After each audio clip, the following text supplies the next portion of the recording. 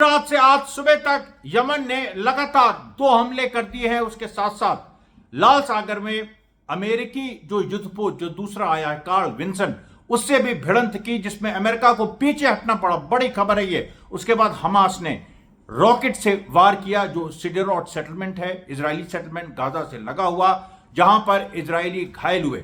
Syria में बाकायदा युद्ध शुरू हो गया है। इजरायली ने बमबारी की, उसमें कम से कम 5 सीरिया के बाशिंदे शहीद हुए और उनका फ्यूनरल हुआ, उसमें एक जो बाशिंदा शहीद हुआ, उसके पिता ने कहा कि सीरिया पे इजरायली प्रेजेंस टॉलरेट नहीं की जाएगी, हम लोग शहीद हो जाएंगे लेकिन इन कुत्तों को खदेड़ के रखेंगे। ही यूज्ड द वर्ड डॉग।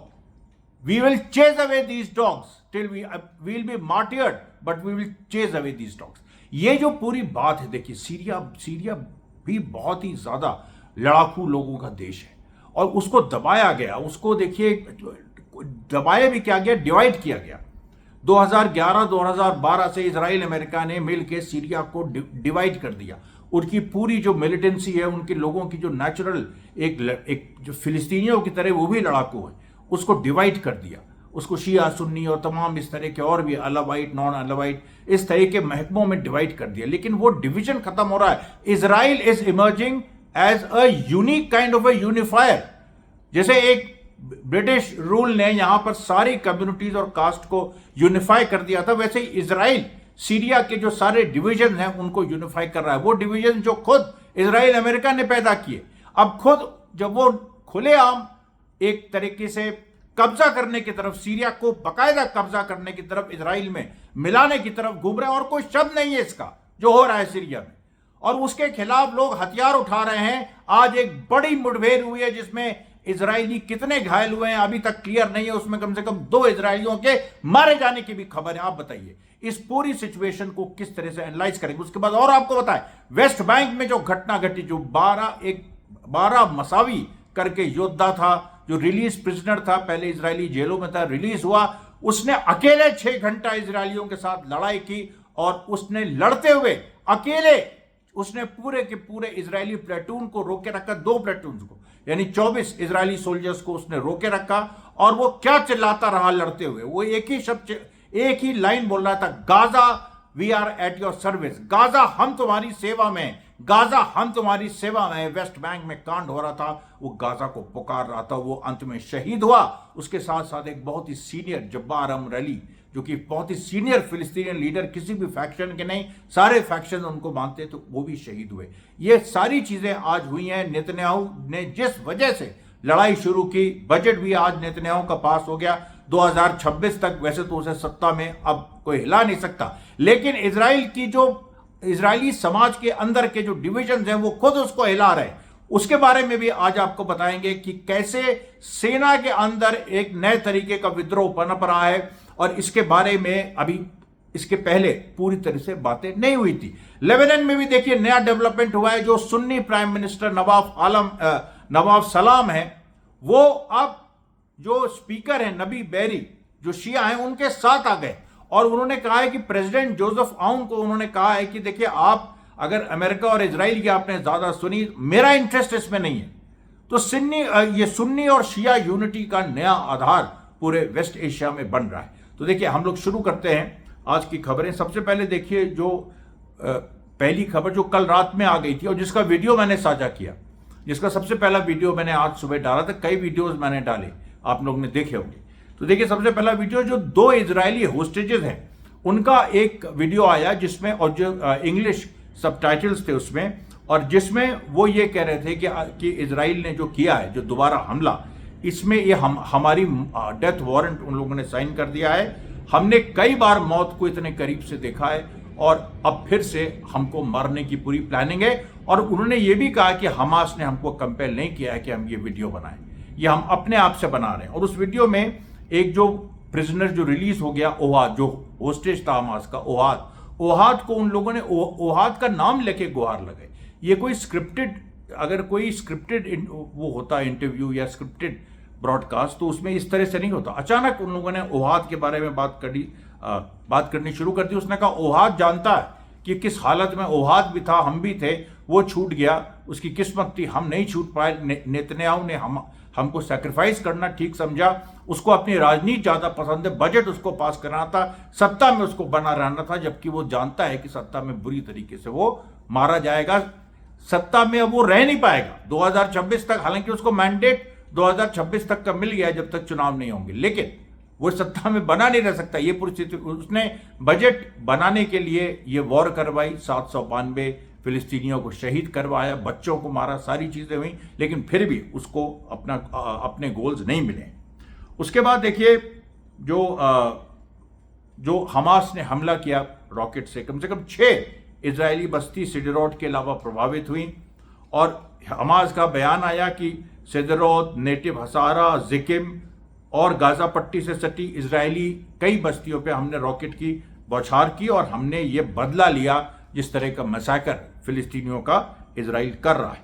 उसके बाद यमन ने भी हमला किया, और यमन ने बयान में कहा कि हमने तेल अवीव, जेरूसलम और कई इजरायली बस्तियों पे हमला किया, वहां सायरन बजे, और हमें खबर है कि इजराइल के 2 इंपॉर्टेंट मिलिट्री इंस्टॉलेशंस उनको मतलब चोट पहुंची उनको, या उनको कह लीजिए कि देवर डैमेज, उनको नुकसान हुआ, और उसमें जान का भी नुकसान इजराइल को उठाना पड़ा है।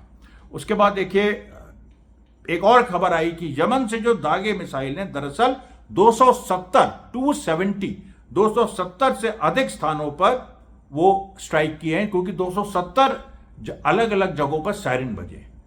और आप सोचिए कि ये कितना एक्सटेंसिव अटैक था, जिसको वेस्टर्न मीडिया ने पूरी तरह से ब्लॉक कर दिया, और इसको ये देखिए माफ नहीं किया जा सकता, ये ट्रंप को भी माफ नहीं किया जा सकता। बाद में वो जितना वो देखिएगा, एक दिन ट्रंप ही खड़ा होगा, कहेगा कि गाजा को हम वो देते हैं, गाजा को हम फ्री कर देंगे, गाजा को हम पैलेस्टीनियन स्टेट दे देंगे, नेतन्याहू को पलट के कहो गाली भी दे दे, चाहे वो जो करे। लेकिन ये कोई नहीं भूल सकता कि 792 तुमने निर्दोष लोगों को मरवाया केवल इसलिए कि नेतन्याहू अभी सत्ता में बना रहे।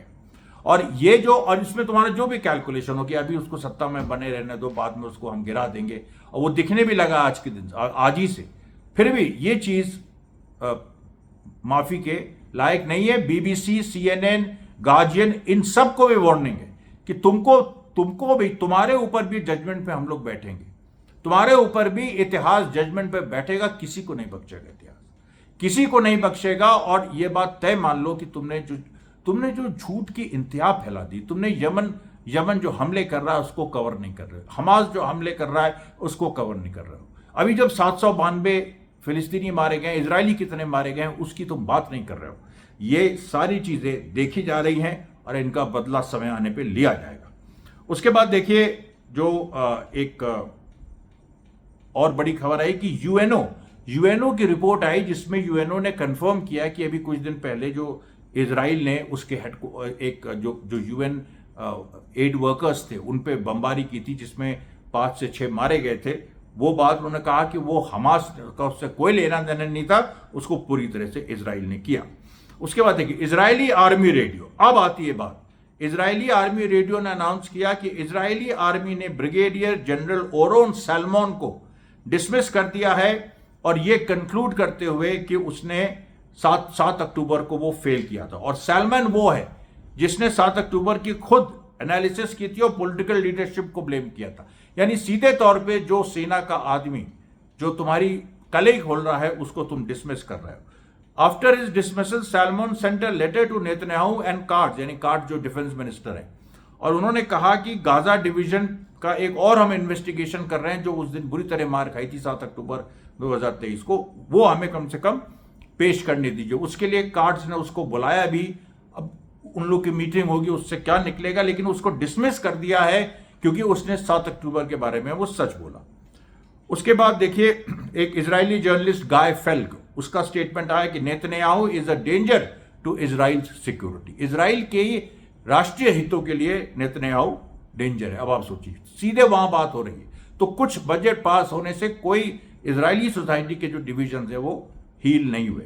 फिर इजरायली स्टॉक एक्सचेंज बुरी तरीके से गिरा।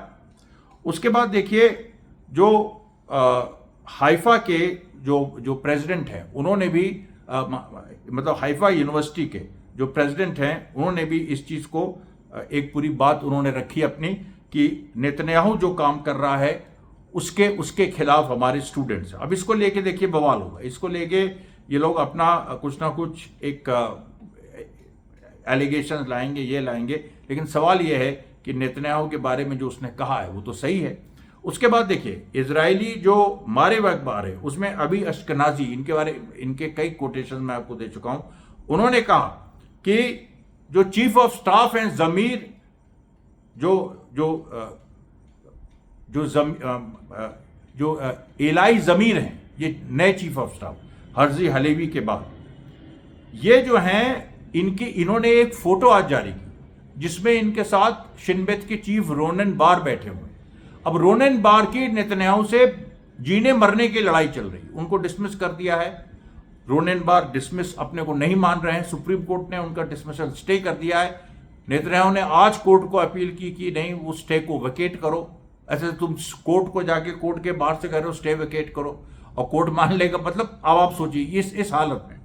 अब यहां जो देखिए बात है कि सवाल यह है कि जो नए चीफ ऑफ स्टाफ हैं, जो इनके करीब माने जाते थे नेतन्याहू के, उन्होंने आज फोटो क्यों जारी की रोनेन बार के साथ अपनी? उन्होंने इसलिए जारी की क्योंकि उनके ऊपर भी गलत तरह का प्रेशर पड़ रहा है कि सेना से ये करो वो करो, और बार बार वो कह रहे हैं कि सेना तैयार नहीं है, सेना लड़ नहीं पाएगी, सेना को हम इस तरीके से नहीं भेजेंगे। और देखिए बहुत कोशिशें हुई ग्राउंड इन्वेजन की गाजा की, और उसमें देखिए ये सफल सेना जो है मजबूती से नेज़रिम कॉरिडोर को भी हथियार नहीं पाई। और आप देखिएगा बजट के बाद नेतन्याहू दो ही चीजें कर सकता है जो बजट पास हो गया, या तो वो हमला और तेज करेगा, ग्राउंड इन्वेजन की तरफ लोगों को भेजेगा, और उसके बाद हमास की पूरी सीक्रेट प्लानिंग है जो मैं आपको एक वीडियो में कल या परसों बताऊंगा, जैसे ही लड़ाई शुरू होगी, मैं उसके पहले डिस्क्लोज नहीं कर सकता हूं। तो वो देखिए जो पूरी सिचुएशन है उसको नेतन्याहू इस तरह से हैंडल करेगा। और ये भी हो सकता है कि वो आप फिर से पीस की बात करने लगे, क्योंकि सरकार उसकी बच गई है 2026 तक, तो फिर से वो पीस की बात करने लगे, ये भी हो सकता है।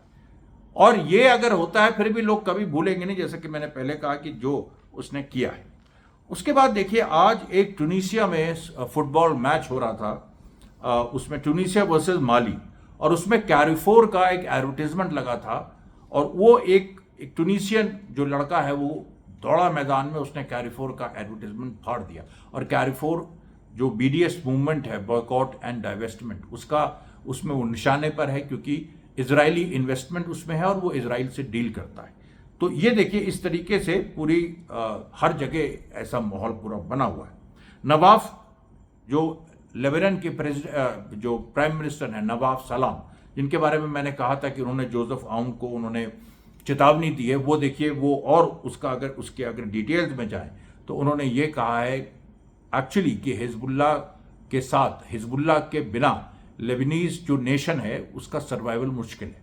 और ये अमेरिका और इजराइल का जो अनड्यू प्रेशर है, इसको हम अगर विथस्टैंड कर ले जाएं तो इजराइल को तो नापना आसान है, अमेरिका झुक जाएगा। यानी अमेरिका को अगर हम अमेरिका के आगे खड़े हो जाएं मजबूती से, तो अमेरिका बहुत ज़्यादा कन्फ्रंटेशन अभी मोल नहीं लेगा और इजराइल को भी वो कहीं ना कहीं दबा देगा। इस तरह की देखिए पूरी बात सामने आ रही है।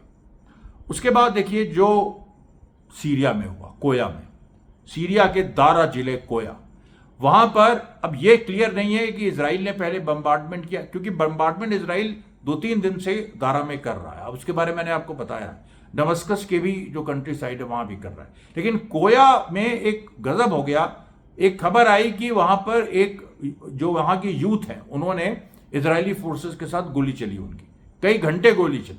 उसमें दोनों तरफ से कोई लोग हताहत हुए या नहीं ये नहीं क्लियर है। ये भी नहीं क्लियर है कि क्या ये पैलेस्टीनियन इस्लामिक जिहाद और हमास के लोग हैं जिन्होंने जो वहां पर एक पूरा, जो मैं आपको बार बार कह रहा हूं कि वो लोग गोली चलाएंगे और उनकी पूरी रणनीति वहां बन रही है सीरिया में एक नया फ्रंट खोलने की।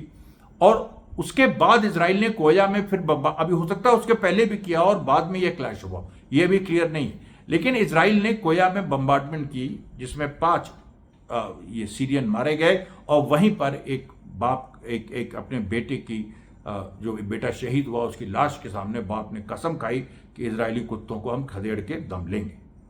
उसके बाद देखिए जो बजट अप्रूव किया है जो इजरायली पार्लियामेंट ने, वो 620 बिलियन शेकल्स का है। और 620 बिलियन शेकल्स आप समझ लीजिए कि करीब शेकल टू डॉलर, $1 करीब 3 या 4 शेकल का है। मतलब it's a good exchange rate. एक और वो आई कि इजराइल वेस्ट एशिया में नंबर 2 पे है, नंबर 1 पे कतार है। जो per capita income by GDP अगर कैलकुलेट किया जाए तो इजराइल नंबर 2 पे, यानी उसकी पर कैपिटा बहुत हाई है, $50,000 से ज़्यादा। और सबसे नीचे सीरिया है, सबसे नीचे सीरिया। फिलिस्तीन की तो खैर गिनती ही नहीं है, क्योंकि फिलिस्तीन को तो लोग अभी एक पूरी स्टेटस उसकी डिस्प्यूटेड है, तो इसलिए वो डिस्प्यूटेड मतलब हम लोग के लिए नहीं, ये जो वेस्टर्न मैगजीन्स हैं जो इस तरीके की स्टेटिस्टिक्स वगैरह छापती है। तो ये देखिए एक अच्छा, जब ये बजट पूरा पास हो रहा था तो वहाँ पर इजरायली होस्टेजेस की जो फैमिलीज थी वो प्रोटेस्ट कर रही थी, बाकायदा प्रोटेस्ट कर रही थी। और वो नेतन्याहू से कह रही थी कि तुमने हम लोगों, हमारे बच्चों की ज़िंदगी से ज़्यादा पैसे को महत्व दिया है, तो हम भी देखना, जब तुम्हारा खराब समय आएगा तो देखना कि हम तुम्हारे साथ क्या करते हैं। ऐसे तेवर, इस तरीके के तेवर आप ही बताइए कहाँ पहले देखने को मिले थे। और ये एक नए तरह के मूड की ओर इंगित कर रहे हैं जो कभी भी सामने आ सकता है, मतलब एक ज्वालामुखी फट सकता है। उसके बाद देखिए इजराइल का जो चैनल 13 है उसने आज एक चीज रिपोर्ट की, एक और इजरायली रिजर्विस्ट ने अपनी जान ले ली है सुसाइड। ये देखिए सुसाइड की जो घटनाएं हैं ये लगातार बढ़ती जा रही हैं इजरायली आर्मी में। ये जो सोल्जर मारा गया, इसने सुसाइड किया, ये 300 दिन तक ये रिजर्विस्ट था। अब तो जानते हैं 15 महीने लड़ाई चली, 500 दिन करीब दिनों से ऊपर, 300 दिन ये वहां पर था गाजा में, और ये लगातार गाजा में बना रहा था और काफी लंबे समय तक इसने सर्विस की थी। उसने आत्महत्या कर ली। और देखिए और बड़ी चीज इजराइल के गृह युद्ध के बारे में, इजराइल के जो सिटिंग प्रेसिडेंट है आइजैक हर्जोग, ठीक है, उनकी पावर बहुत नहीं है, लेकिन आइजैक हर्जोग ने ये जरूर कहा है कि I am quite shock how suddenly the issue of hostages is no longer at top priority. मैं इस चीज के से चकित हूं कि जो होस्टेजेस का इशू है वो टॉप प्रायोरिटी अब नहीं रह गया। टॉप प्रायोरिटी नेतन्याहू की सरकार बचाना रह गया। इसका क्या मतलब है? ये अचानक हुआ कब? प्रेसिडेंट कह रहा है। अब आप सोचिए, कभी आप सोच सकते हैं भारत की जो प्रेसिडेंट है द्रौपदी मुर्मू, सम्माननीय प्रेसिडेंट, वो कभी इस तरह की बात नरेंद्र मोदी के बारे में कह सकती? नहीं कह सकती। तो ये देखिए, ये जो पूरी सिचुएशन है, और इजराइल में भी प्रेसिडेंट की कोई ऐसा नहीं है कि बहुत ज़्यादा उसकी पावर्स हैं, और ये वहाँ पर भी प्राइम मिनिस्टर ही मेन होता है जिसके एडवाइस पे प्रेसिडेंट चलता है, भारत में जैसे। तो वो वहाँ के प्रेसिडेंट का इस तरीके से बोलना, इसकी एक बहुत ज़बरदस्त अहमियत है। उसके बाद देखिए जो दारा गवर्नर से और खबर है, एक और जगह वहाँ पर कोया के बगल में एक और जगह वहाँ पर कॉन्फ्लिक्ट हुआ है, इजराइल की फोर्सेस के साथ गोली चली है। उसके बाद जो एक एमपी हैं, सिटिंग एमपी मतान कहाना, उन्होंने आज जो वोट हो रहा था इजरायली पार्लियामेंट में बजट पे, उस पर उन्होंने कहा कि इजराइल को सबसे बड़ा जो खतरा है वो इंटरनल डिसइंटीग्रेशन का है, और ये हमास की सबसे बड़ी जीत है। और ये भी उन्होंने कहा कि ये सरकार सुप्रीम कोर्ट को नहीं मानती तो सुप्रीम कोर्ट भी एक दिन इस सरकार को नहीं मानेगा, तब नेतन्याहू क्या करेंगे? ये बहुत बड़ा सवाल है। अच्छा, उसके बाद देखिए हमास ने भी जो एक नई कॉल दी है। हमास ने कहा है सबसे फिलिस्तीनियों से कि वो समय आ गया है एक बड़ा जनउभार करने का। यहां तक उसने कह दिया है कि अल अक्सा मस्जिद में जाओ, वहां पर रहो। जैसे आज मान लीजिए मंगल है, तो अभी फ्राइडे तक वहां रहो, हटो मत। और वहां पर सोचिए आप कि अगर ये कॉल दे दिया हमास ने कि अल अक्सा मस्जिद पे तुम्हें जाना है, हटना नहीं है, और उसके बाद तुम्हें इजराइल के खिलाफ लड़ना है, तो इसका मतलब यह है कि 2021 में ये युद्ध हो चुका है, जो कि बैटल ऑफ द स्वॉर्ड्स कहा जाता है। जब यह्या सिनवार थे और उन्होंने पूरा नेतृत्व किया था और इजराइल हारा था उसमें, जेरूसलम को लेकर। जब जेरूसलम में उसने कुछ बहुत अल अक्सा मस्जिद की तौहीन की थी, उस समय पूरी ये लड़ाई हुई थी, बैटल ऑफ द स्वॉर्ड्स। तो ये इसका इतिहास है, और ये देखिए इतिहास फिर से लौट के सामने आ रहा है। आज का प्रसारण यहीं तक, कल मैं फिर आपके सामने हाजिर होऊंगा। धन्यवाद साथियों, बहुत बहुत।